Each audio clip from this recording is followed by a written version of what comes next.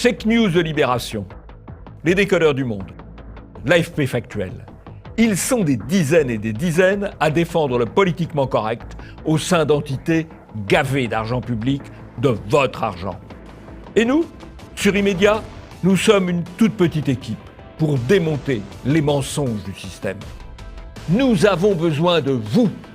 Aidez TV Liberté.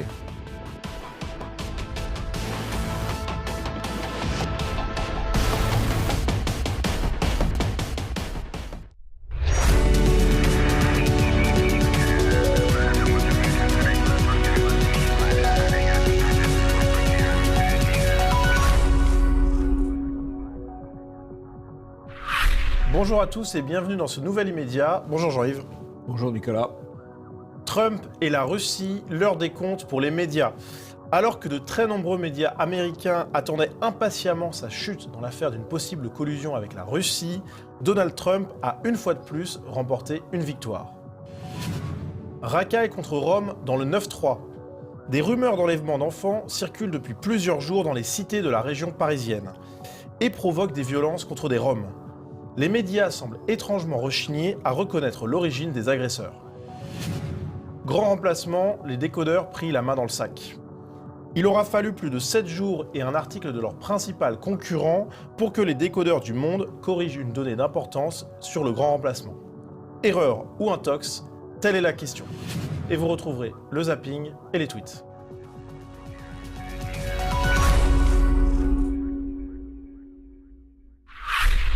C'est une victoire énorme pour Donald Trump aux États-Unis, une défaite cinglante pour la caste politico-médiatique américaine qui espérait la chute du président des États-Unis.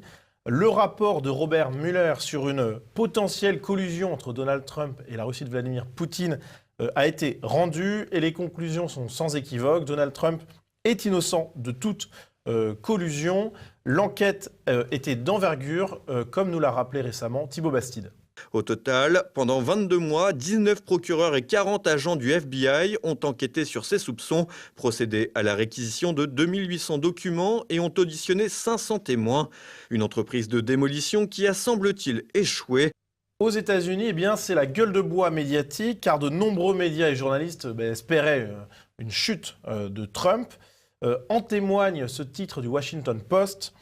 Les conclusions de l'enquête de Mueller soulèvent de nouvelles critiques de la couverture médiatique. Avec comme sous-titre « Vient désormais l'heure des comptes pour les médias dominants ». Et dans cet article, les journalistes écrivent « Les conclusions du rapport ont été un coup de tonnerre pour les médias dominants et les commentateurs majoritairement libéraux qui ont passé des mois à insister sur une possible collusion ». Et l'article du Washington Post cite un éditorialiste de Rolling Stone qui déclare « Personne ne veut entendre ça, mais il s'agit d'un coup fatal pour la réputation des médias américains ». Le Washington Post note dans son article comme exemple de traitement médiatique un peu biaisé, un journaliste du New York Magazine qui écrivait en juillet dernier à propos d'une rencontre à venir entre Vladimir Poutine et Donald Trump « Ce pourrait être non pas une négociation entre deux présidents, mais un rendez-vous entre un agent russe et son supérieur ».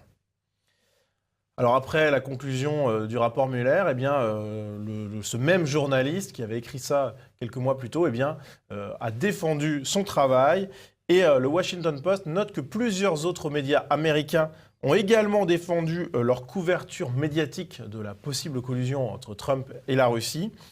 Finalement, dans cet article qui est plutôt honnête, le Washington Post revient sur la couverture énorme par les médias américains de cette collusion, en notant que le Russia Gate a été une obsession médiatique, le deuxième sujet le plus traité l'année dernière, avec le Post, le New York Times, CNN.com, MSNBC.com, qui ont écrit plus de 8500 articles sur le sujet et des chaînes câblées qui ont consacré des centaines d'heures d'émissions à ce sujet. Autre article un peu gêné, celui du New York Times. Après le rapport de Mueller, les dirigeants de médias défendent leur travail. Dans cet article, les journalistes écrivent que la couverture médiatique a fait que des millions d'Américains ont placé leurs espoirs en M. Mueller. Et plus loin, on apprend que malgré cette responsabilité, le directeur du Washington Post ou encore du Times n'ont aucun regret quant à leur couverture, estiment avoir fait leur travail. Le New York Times note quand même que plusieurs journalistes de divers médias ont été obligés de démissionner après des scandales divers liés à cette enquête, comme par exemple ABC News, CNN ou des journalistes de BuzzFeed. Donc, si ces deux articles du Washington Post et du New York Times sont très prudents quant à la remise en question, on sent quand même généralement bien le malaise dans la presse américaine. Et on a un journaliste prix Pulitzer, Glenn Greenwald, un journaliste très attaché aux libertés publiques, qui ne prend, lui, pas du tout de pincettes, en déclarant notamment « Ce qui me rend très triste, c'est de voir toutes ces personnes ayant misé leur crédibilité journalistique dans ce qui s'est révélé être une imposture et une arnaque totale, continuer à essayer de se raccrocher à quelques restes de crédibilité. » Et il ajoute, encore plus vindicatif, « Aussi humiliant a été la débâcle médiatique qui a mené à la guerre d'Irak, ce que les médias ont fait ces dernières années dans l'affaire Trump-Russie rend cette histoire irakienne presque anecdotique. Les erreurs, les mensonges, la fausseté, l'imprudence et les spéculations qui ont été produites en boucle et que Robert Mueller a définitivement enterrées, voilà qui est bien plus humiliant journalistiquement parlant et bien plus injustifiable. » Et en fait, quand on se penche un petit peu sur l'historique, eh bien, on se rend compte que dès 2017, les journalistes étaient au courant que cette affaire de collusion était plutôt un fantasme qu'une réalité. Par exemple, dans une enquête menée donc, en 2017, le média Project Veritas avait pu obtenir des confidences d'un producteur de CNN qui déclarait alors « Cette collusion pourrait être n'importe quoi. Aujourd'hui, c'est du vent en tout cas. Nous n'avons aucune grosse preuve. » Et ce producteur déclarait également « Donald Trump a sans doute raison de dire qu'il s'agit d'une chasse aux sorcières et que nous n'avons pas de preuves réelles. » Alors Jean-Yves, quand on voit tous ces éléments mis bout à bout, on se dit qu'il y a quand même un début de remise en cause, mais que c'est quand même très léger. Oui, alors il y a beaucoup de choses intéressantes dans cette affaire qui a une importance évidemment mondiale. C'est qu'avec la guerre d'Irak, on a eu ce qu'on pouvait appeler, avec les guerres de Serbie d'ailleurs, on a eu les bobards de guerre. Là, je serais tenté de dire, c'est le bobard va-t-en-guerre. Parce que c'est un bobard, l'accusation que Trump aurait été aidé par la Russie, qui, par nature, dégrade des relations que Trump peut avoir avec Poutine. Et objectivement, les relations entre les États-Unis et la Russie sont aujourd'hui assez dégradées. Et je crois qu'une des causes de cela, c'est ce bobard va-t-en-guerre de l'ensemble des médias. Donc, encore une fois, le bobard, ça marche. Le bobard, ça marche. Même quand ça paraît désavoué un peu plus tard. Alors là, on a affaire, comme dans beaucoup d'autres sujets, à du bobard mondial, puisque le bobard, il s'est répandu dans la presse américaine, mais aussi dans toutes les presses européennes, notamment. Bon. Donc, on a un bobard mondial et qui est produit, c'est très bien expliqué dans le livre que Michel Geoffroy avait publié sur la superclasse mondiale contre les peuples. Il y a les mêmes structures de pouvoir dans les différents États, entre les puissances financières, les puissances idéologiques et les puissances médiatiques. Et tout ça converge. En l'occurrence, ça a convergé contre Trump, puisque le candidat, au fond, du système, de la superclasse mondiale, c'était Mme Clinton. Voilà. Donc tout ça s'explique assez bien. Alors, il y a tout de même peut-être une nuance à apporter, c'est que malgré tout, il y a un peu plus de diversité dans la presse américaine qu'il n'y en a, par exemple, dans la presse française. Vous me direz, c'est pas difficile. Oui, c'est pas très dur. Il y a une double diversité, d'abord parce qu'il y a des médias alternatifs plus puissants qu'en France. Je pense notamment à Fox News ou à Breitbart, qui ont plus de puissance que, malheureusement, les médias alternatifs en ont en France.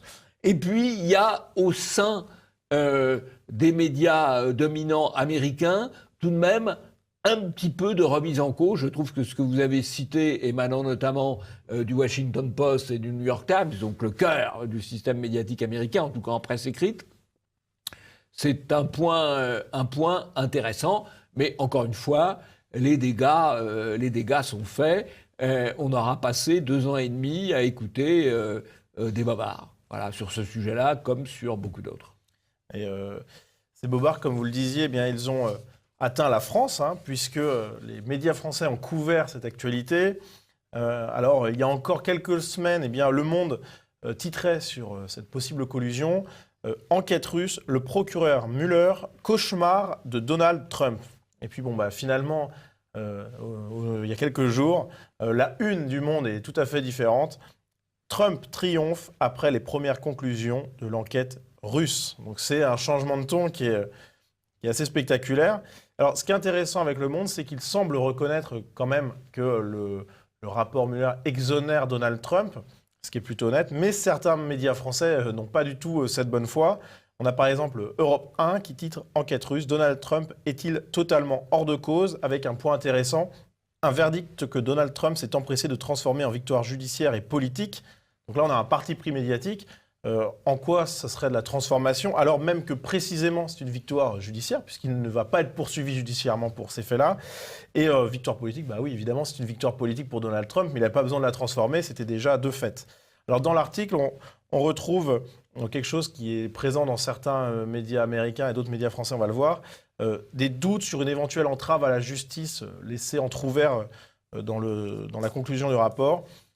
C'est une volonté de nuancer, de relativiser, qui est aussi recherchée par le Huffington Post, qui a publié un article. Trump se félicite d'être totalement disculpé par Mueller, mais ce n'est pas ce que dit le rapport. Donc on a une volonté médiatique très claire de minimiser la victoire de Donald Trump avec cet autre article du Huffington Post. Rapport Mueller sur l'obstruction à la justice, Trump n'est pas disculpé. Donc on voit, Jean-Yves, qu'en France, on se pose encore quelques questions. C'est extraordinaire parce qu'en général, on n'a pas à être disculpé, ou on est coupable ou on est innocent. Là, on utilise une forme négative en disant bah oui, on n'a pas prouvé son innocence. C'est toujours très difficile de prouver l'innocence. Bon, alors le Huffington Post, c'est évidemment derrière le Huffington Post, on a Madame Sinclair, donc on a le cœur du système médiatique et de la superclasse mondiale qui n'a jamais accepté l'élection de Trump. Et ce qui est amusant, c'est que les médias français, et comme les médias américains par ailleurs, on a l'impression qu'ils n'apprennent pas de leurs erreurs, quoi. Ils ont pendant des mois et des années, ils ont martelé que Trump allait être destitué à cause de cette affaire de collusion. Et là, on a un rapport qui leur prouve que non. Et malgré tout, ils cherchent quand même la petite bête. C'est assez étonnant. Hein. Ah oui. Et en ça, les médias français et américains se ressemblent un petit peu. Parce qu'il y a des médias américains qui ne s'avouent pas encore totalement vaincus. Non, mais il y a un peu plus quand même. En tout cas, les deux grands médias américains ont reconnu quand même un peu les faits, comme le grand média écrit français quand même Le Monde, dont le titre est quand même sans ambiguïté. Voilà. Un petit peu d'espoir, donc. Ouf. N'exagérons rien, n'exagérons rien. Passons au zapping.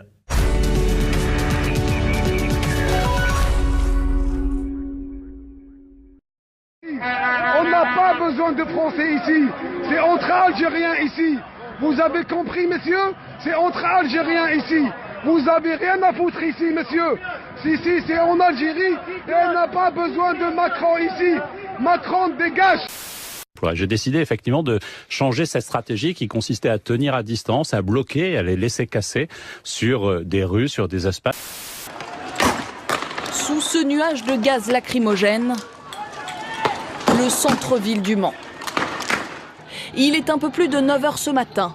C'est le théâtre d'une bataille rangée. Plusieurs centaines de forains tentent de prendre d'assaut la mairie.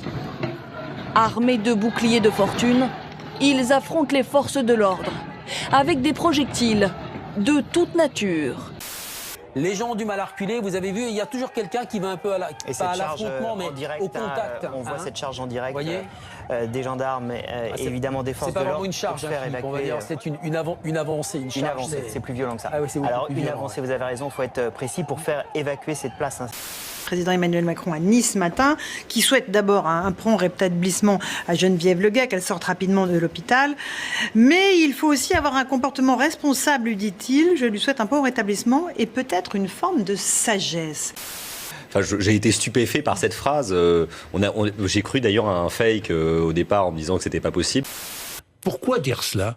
À quoi ça sert? Je vous pose simplement la question. C'est une leçon qu'il est en train de lui donner. Pourquoi? J'ai pas envie de commenter ce qu'a dit le président. C'est plus fort que lui, quoi. Je veux dire, il aurait dû s'arrêter à prompt rétablissement. Mais c'est ça, quoi. Bon rétablissement, madame. C'est tellement difficile pour lui de faire preuve d'empathie et de s'arrêter là. Donc là, il est encore donneur de leçons, il prend de la hauteur. Il a pas 50 ans, ce gars. Il a tout juste 40 ans, il donne des leçons à une dame qui a 73 ans et qui pourrait être sa mère. J'ai commencé à regrouper certains groupes, à dire qu'il faudrait un rond-point à tel endroit, à tel endroit. Un engagement nourri par sa situation personnelle. Fleuriste, il était à la tête de son entreprise. Il estime que le RSI puis les hausses de prix du carburant l'ont conduit à mettre la clé sous la porte. Ma situation aujourd'hui, je suis au RSA, je touche 540 € par mois. Voilà, je suis logé par des tierces personnes parce que j'ai tout perdu. Je n'ai plus de maison, j'ai plus d'appartement. Si vous êtes méprisé, c'est parce que vous êtes français blanc, voilà la réalité. Et c'est un réunionnais qui vous parle. Moi, le demi-noir qui ressemble à un arabe, j'affirme que le peuple de France est méprisé jusqu'à être remplacé. Et puis on lâchera rien, on sera là tous les jours. Voilà, je pense que c'est important. Nous, ce qu'on veut aujourd'hui, c'est une vie meilleure, vraiment. La une de votre magazine, Étienne Gernel, quand même, parce que les stagiaires, ceux qui clochent en Macronie, bon bah voilà, au moins ça a le mérite d'être clair. C'est vrai que la semaine dernière, le président de la République au ski, alors qu'on savait depuis des semaines que ce samedi-là allait être particulièrement chaud, c'est vrai que Castaner en boîte de nuit, c'est comme ça concerne, mais surtout sur le fond. Sur le fond, on voit bien que depuis quelques mois, ça patine. Stéphanie Yoncourtin, normande, maire de Saint-Consté. Je me trompe pas, je ne vais pas...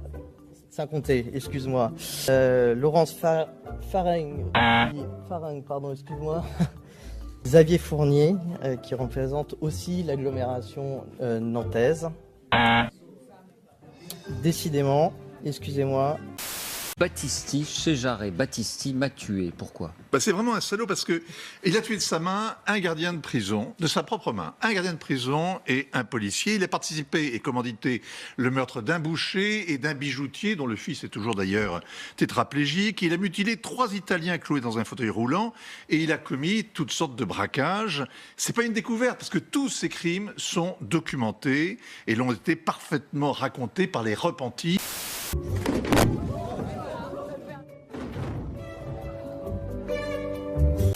Il a dit « Je me suis moqué de tous ceux qui m'ont aidé, je n'ai même pas eu besoin de mentir à certains d'entre eux. » Et il ridiculise ainsi Bernard-Henri Lévy et Fred Vargas, François Hollande, Philippe Solers, Guy Bedos, Jacques Higelin, Sappho, Pierre Vidal-Naquet, Dan Frank, Miu Miu, Georges Moustaki, Daniel Mitterrand, etc. etc. Est-ce que vous croyez qu'on est plus fort avec une nation de 60 ou 70 millions d'habitants ou un continent de 550 millions qui respecte la souveraineté des nations? L'Union européenne est la zone économique la plus faible du monde. C'est une zone économique qui est incapable de protéger. Il faut la changer. Et vous avez raison, et c'est peut-être pour ça que vous voterez pour nous le 26 mai. Nous, on défend une grande Europe des nations.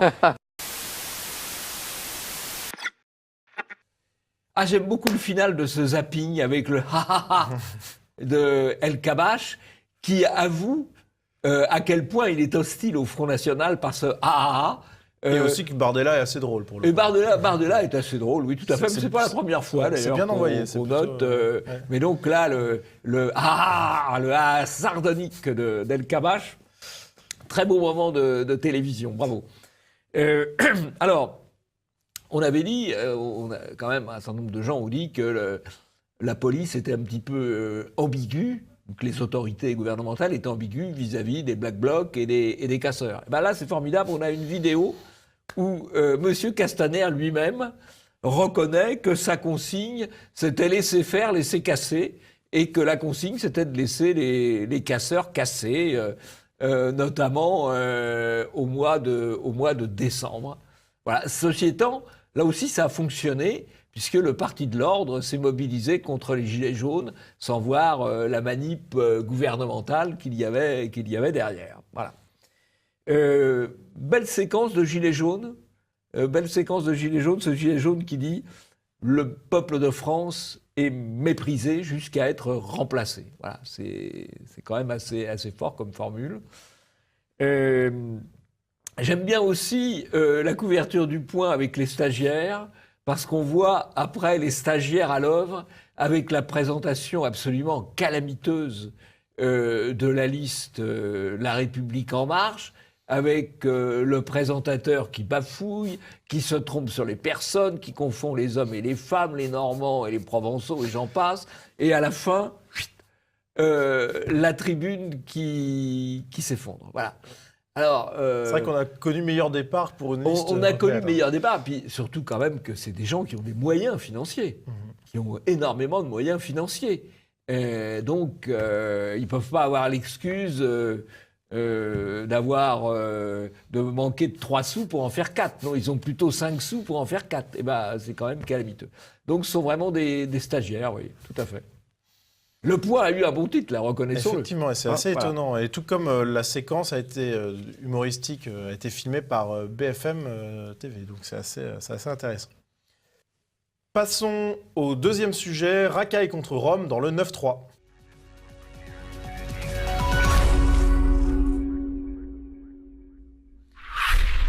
Vous en auriez entendu parler pendant des heures d'émissions spéciales si les protagonistes avaient été européens. Depuis plus d'une dizaine de jours, des rumeurs d'enlèvement d'enfants enflamment les cités parisiennes. Des enlèvements d'enfants réalisés par des Roms conduisant des camionnettes blanches. Et les violences contre ces Roms se multiplient, lynchages, attaques de campement, etc. Donc on va reprendre la chronologie un petit peu des choses. Le 17 mars, premier article du Parisien sur une attaque de camionnettes par des jeunes d'une cité de Colombes, avec sur les réseaux sociaux en parallèle des internautes ultra majoritairement extra-européens qui félicitent les jeunes de cité d'avoir agi. Et pour expliquer cette affaire quand même très obscure sur le moment, LCI publie le 20 mars un article explicatif. Hauts-de-Seine, comment une rumeur d'enlèvement d'enfants a mené à un lynchage. Et ce qui est intéressant de noter, c'est que les journalistes parlent bien de lynchage spécifiquement de Roumains. Pourtant, de manière très étrange, c'est un lynchage qui cible une nationalité particulière. Les journalistes n'évoquent à aucun moment qu'il pourrait, pourquoi pas, s'agir d'attaques racistes. Et en fait, on comprend mieux ce silence gêné dans un autre article de LCI du 26 mars, donc 6 jours plus tard. Rumeur d'enlèvement d'enfants ville par ville, le déminage d'une intox totalement irrationnelle. En fait, on se rend compte que le point commun entre tous ces lynchages, c'est qu'ils ont été réalisés dans la région parisienne, dans des cités. Par exemple, Clichy-sous-Bois et Bobigny, Colombes, Bondy, Aubervilliers, Noisy-le-Sec. Donc des jeunes de cité majoritairement, ultra majoritairement extra-européens, si on s'en fie aux vidéos disponibles sur les réseaux sociaux, qui attaquent des Roms.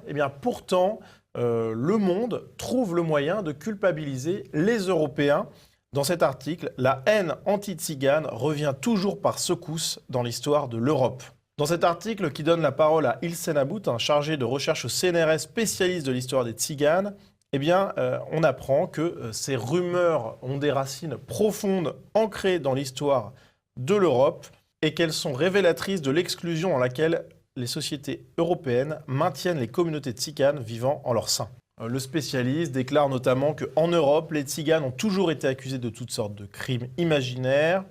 Et le journaliste pose donc la question, qu'est-ce que la persistance de ce rejet nous dit du rapport de nos sociétés, sous-entendu européennes, aux communautés tziganes ? Le spécialiste répond en déclarant que la haine anti-tzigane revient toujours par secousses dans l'histoire de l'Europe et que cela vient d'un refus d'admettre la présence familière des mondes roms en notre sein, au sein des sociétés européennes. Alors Jean-Yves, on voit qu'il y a un traitement médiatique qui est assez particulier. Alors, je serais tenté de dire que sur cette affaire de l'agression de Roms dans les cités maghrébines, arabo-musulmanes de la Seine-Saint-Denis, il y a une quintuple occultation. Ça fait beaucoup. Ah, ça fait beaucoup. C'est une première dans l'histoire d'Immédiat. Ils ont été très bons, très bons. Première occultation, d'abord le décalage dans le temps. C'est-à-dire que l'affaire se développe pendant une dizaine de jours avant que les grands médias en parlent. Les réseaux sociaux en parlent, et notamment il y a certains de souche dit aux médias où vous vous réveillez. Alors en fait, ils ne se réveillent pas pour deux raisons. La première, c'est qu'ils sentent que c'est pas politiquement correct. La troisième, c'est qu'ils ont peur d'aller en banlieue. Et que les médias ne vont plus, ils sortent plus du périphérique, en gros. Voilà, ils peuvent aller très loin, à la limite, mais ils ne sortent pas du périphérique. Bien. Donc, première occultation, le décalage dans le temps. Il faut environ une dizaine de jours pour que ça sorte. Deuxième occultation, il n'y a pas de une. Il n'y a pas de une. Troisième occultation, il n'y a pas d'accusation de racisme. Alors, c'est au minimum un conflit ethnique, ethno-racial. Quatrième occultation, c'est un conflit entre migrants, en fait. Et dont on voit bien donc que la société multiculturelle, elle est multiconflictuelle, parce qu'il y a d'un côté le monde arabo-musulman implanté quand même depuis peu de temps, et les Roms... Il n'y a pas que des arabo-musulmans dans les cités et les Roms qui... enfin, c'est eux il y a aussi des Africains subsahariens, il y a aussi quelques Européens, voilà. Résiduels, oui, tout à fait. Mais en l'occurrence, ce sont plutôt les arabo-musulmans qui ont bougé dans cette affaire. Sur les images qu'on peut voir dans les réseaux sociaux, parce qu'il faut se raccrocher aux faits, oui, effectivement, on voit une dominante extra-européenne assez claire. Oui, bon. Voilà.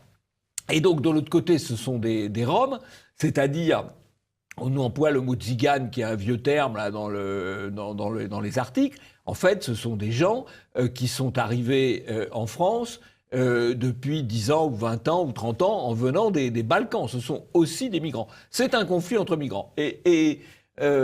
Cinquième point, c'est pas tout à fait une occultation, mais c'est une accusation particulièrement infondée. On met en cause les traditions européennes. Donc voilà une affaire où les Européens sont pas dans le coup, les Français de souche sont pas dans le coup. Et on le saurait s'ils étaient dans le coup. S'ils étaient dans le coup, on le saurait parce qu'ils feraient la une matin, midi et soir. Eh bien, c'est quand même eux qu'on accuse. Voilà. Hein, il faut en permanence que les Européens se couvrent la tête de cendre, même pour ce pourquoi ils ne sont en rien responsables, ni pour le présent, ni pour le passé, ni pour l'avenir. Alors, c'était pas la première fois que les médias rapportaient des affaires de conflits entre jeunes de cité et Roms, puisque eh bien, le premier... Ah, vous parlez le politiquement correct maintenant, Nicolas. Jeunes de cité... c'est un terme englobant, on va dire. Les voix de TF1, du Monde et de Libération vont bientôt vous être ouvertes. Peut-être. Ah ouais. Mais en tout cas, ça a déjà eu lieu par le passé. RT nous apprenait que des squatteurs roms avaient été délogés par des jeunes de cité. Et puis, plus ancien dans le temps, à Marseille, des Roms avaient dû abandonner leur camp face aux pressions de riverains de quartier. Donc, on a déjà... c'est pas nouveau, ce genre de conflit. Le vivre ensemble entre les Roms et, comment vous dites, les jeunes des cités n'a pas l'air de se passer toujours facilement. Exactement. Et ce qui est aussi intéressant dans cette affaire, eh bien, c'est que le silence d'LCI entre le 20 mars et le 26 mars, c'est quand même un petit peu long pour découvrir les tenants et aboutissants de cette affaire. Eh bien, il est notamment dû à une journaliste qui est auteure des 2 articles en question, Anaïs Condomine. Et Jean-Yves, eh bien, elle s'était fait remarquer, cette jeune femme, en 2015 pour avoir publié un article au titre évocateur « Non, les terroristes de Daesh ne s'infiltrent pas parmi les migrants ». On voit que la minimisation, c'est une spécialité. C'est un espoir à suivre peut-être pour les prochaines cérémonies des Bovards d'Or. Il faut suivre les jeunes espoirs. Passons au tweet.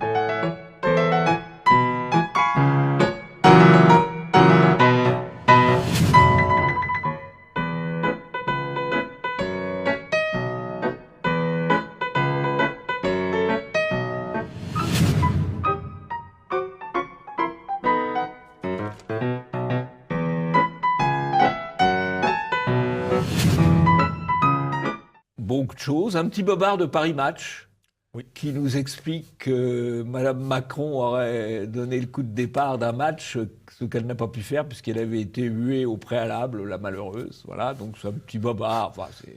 Bobard de courtisan. Bobard de courtisan. Voilà, bobard de courtisan.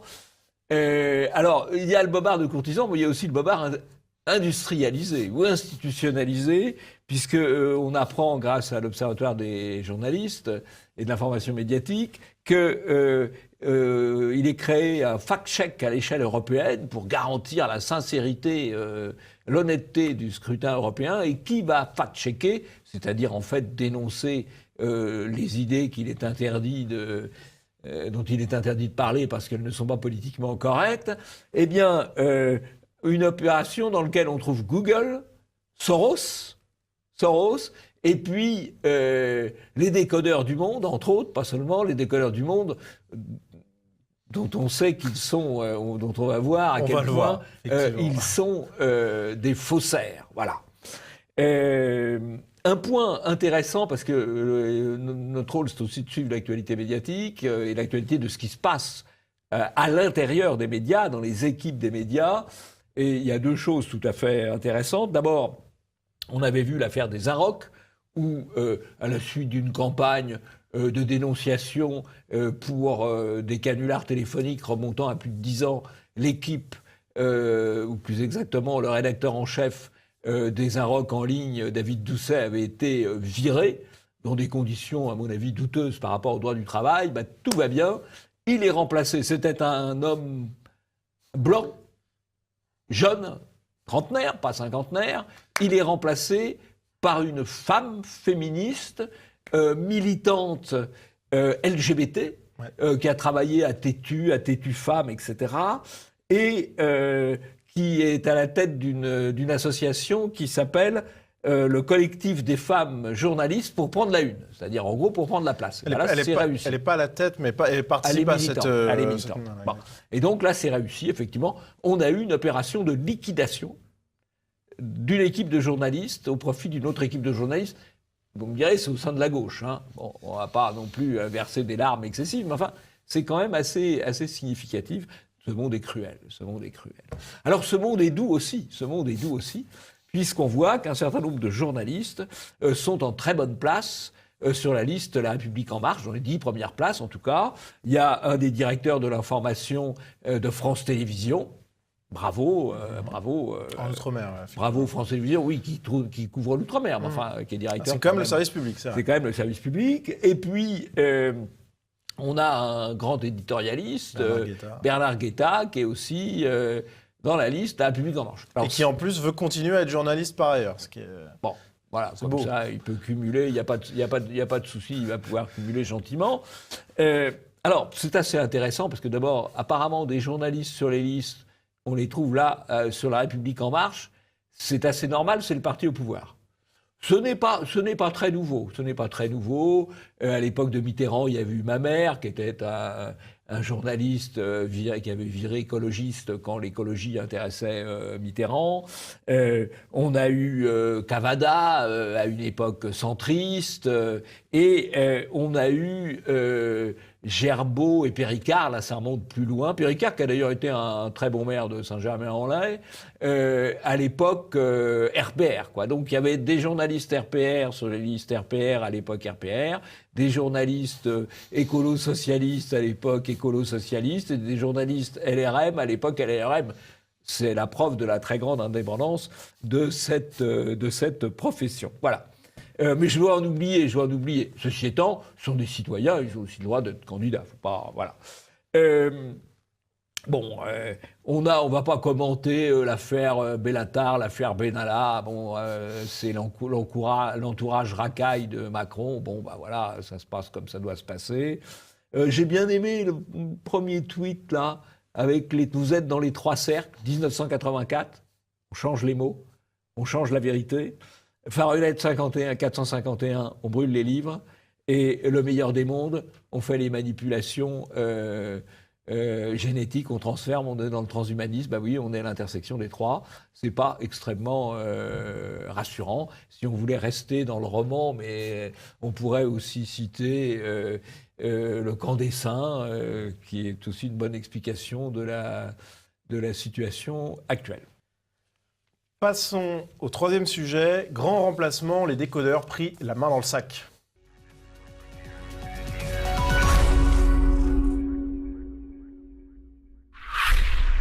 Les décodeurs du monde, ce sont ces autoproclamés gardiens de la vérité qui entendent traquer les mensonges ou les erreurs des simples mortels qui n'ont pas le bonheur d'être des journalistes au monde, Mais voilà, il semblerait que les décodeurs aient sciemment menti dans un de leurs articles consacrés au grand remplacement de Renaud Camus. Ils dénonçaient un supposé constat sans preuve et évoquaient des chiffres qui contredisent l'essentiel de la thèse en parlant de migrants et descendants de migrants non européens qui faisaient à peine 5% de la population française. Alors nous avions rapidement évoqué cette affaire la semaine dernière. En effet, ce chiffre de 5% de migrants et descendants de migrants extra-européens est tout simplement faux. L'article vers lequel renvoyaient les décodeurs pour sourcer leur affirmation mentionnait bien le chiffre de 5%, mais uniquement pour les migrants, sans les fameux descendants. Et miracle, 7 jours après la publication initiale, eh bien, Le Monde corrige son erreur et augmente la proportion à 12%. On arrive donc à cette phrase. Même en additionnant les migrants extra-européens et leurs descendants, on peine à parvenir à 12% de la population française. On est donc très loin d'un remplacement. Alors Jean-Yves, on voit une modification et du coup ça change quand même un peu le sens de la phrase. Bah oui, mais la phrase reste un peu la même parce qu'on peine à atteindre 5%. Et 10 jours plus tard, on peine toujours à atteindre 12%. Ouais, c'est un peu... Bon. Donc, c'est quand même très différent. 5 et 12%, c'est très différent. D'autant plus que 12%, ce n'est pas le chiffre exact. C'est le chiffre peut-être exact entre les migrants et les descendants de migrants. À supposer qu'on connaisse exactement le nombre des migrants aujourd'hui, ce qui n'est pas le cas, puisque à 30% près, on ne connaît pas la population de la Seine-Saint-Denis. Donc, première minoration. Deuxième minoration, les descendants à la 3e génération. Donc, il est évident que ce n'est pas 12%, c'est nettement plus que 12%. Alors, sans doute un peu plus. Nettement plus, parce que vous avez deux biais. Ceux qu'on ne compte pas, les migrants de première génération qu'on ne compte pas, et les migrants de troisième qu'on ne connaît pas, et les migrants de troisième génération qu'on ne compte pas. Donc il y a un bien important. D'ailleurs, le CSA a reproché aux médias audiovisuels de n'avoir à l'image que 18% et demi de minorités ethniques. Donc ça veut dire que dans l'esprit du CSA, les minorités ethniques représentent plus de 18,5% des gens. Voilà. Ou alors, il y a quand même une question à se poser. J'ajoute qu'évidemment, en matière de grand remplacement ou de changement de population, il faut raisonner en dynamique. Et la dynamique, ce sont les naissances. 38% de naissances non européennes, d'après les tests de dépistage qu'on fait pour la drépanocytose, sujet connu, et 18,5% de prénoms musulmans à la naissance. Donc c'est ça qui donne l'idée de la dynamique. Mais déjà, Le Monde, il part de 5%, qui est quand même, alors là, l'erreur absolue. Il corrige avec 12% à la demande. Et 7 jours plus tard. Et 7 jours plus tard. Et ce chiffre de 12% est encore inférieur à la réalité.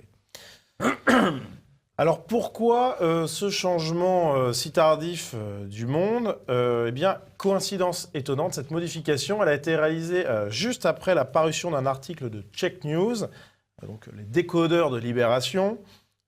Immigrés et descendants d'immigrés hors Union européenne pèsent-ils 5% de la population, comme le dit Le Monde?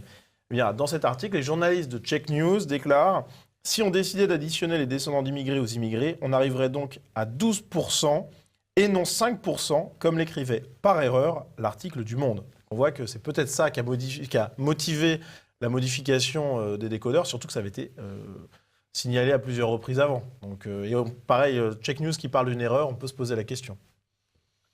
C'est une erreur volontaire. Quand l'erreur n'est pas signalée au bout de quelques heures, qu'elle n'est pas corrigée. D'ailleurs, la bonne méthode, c'est pas de corriger l'erreur. C'est de garder l'erreur et de mettre en dessous un erratum. C'est ça qui devrait être fait.